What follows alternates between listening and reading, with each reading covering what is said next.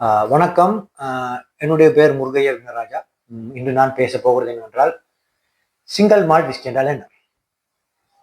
Single malt whisky என்றால் மூலப்பொருட்களாக malt, barley, தண்ணீர் மற்றும் ஈஸ்ட் தயாரிப்புகளில் ஒரே ஒரு டிஸ்டிலரியின் பாரம்பரிய செப்பு பானை வடித்தல் முறையை பயன்படுத்தி பானை ஸ்டீல் வடிகட்டை பயன்படுத்தி செய்யப்பட்டது.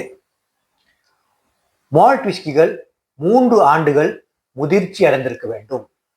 ஸ்காட்லாந்தில் 5 பகுதிகளில் மால்ட் விஸ்கி தயாரிக்கப்படுகிறது. அதன் 5 பகுதிகளின் பெயர்கள் ஸ்பேசைட், ஹைலண்ட், லோலண்ட், ஐலா, கெம்பல்டன். ஒற்றை மால்ட்டின் தனித்துவமான சுவை, ஸ்காட்லாந்தின் தனித்துவமான காலநிலை மற்றும் புவியியல் நிலை, பார்லியை வளர்ப்பதற்கு ஏற்றமான குளிர் ஈரமான வானிலை உண்டு. உதாரணமாக ஸ்பேசைட் இந்த பகுதியிலிருந்து விஸ்கி நிறைய பழம், ஆப்பிள், பேரிக்காய், தேன், வெனிலா போன்ற சுவைகள் உள்ளன. பொதுவாக இந்த பகுதியில் ஷெரி காஸ்கில் மால்ட் விஸ்கி முதிர்ச்சி அடைகிறது. லோலண்ட் மென்மையான மால்ட், ஹனிசக்கல், கிரீம், இஞ்சி, டொபி போன்ற சுவைகள் உள்ளன.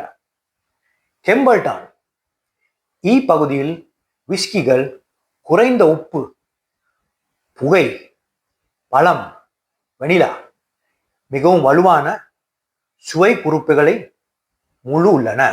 ஹைலண்ட் பகுதியில் விஸ்கிகள் தானிய, இனிப்பு, ஓக், பழம், கேக் மற்றும் ஹெதர், அதிக உலர்ந்த மற்றும் பல சுவைகள் உள்ளன. ஐலா இந்த பிராந்தியத்தைச் சேர்ந்த விஸ்கி பீட், உப்பு நிறைந்த கடல் காற்று மற்றும் கடல் பாசி மற்றும் கடல் வானிலையின் குறிப்பை வெளிப்படுத்துகிறது. இன்று நான் ஸ்பேசைடிலிருந்து மால்ட் விஸ்கியை சுவைக்கப் போகிறேன். இதன் நிறம் தங்கமான நிறம். இதன் மூக்கு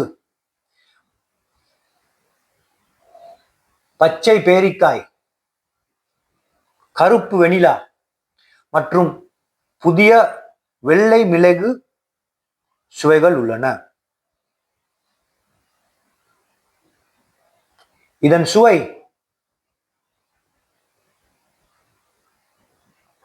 மிருதுவான எலும்பிச்சை இனிப்பு,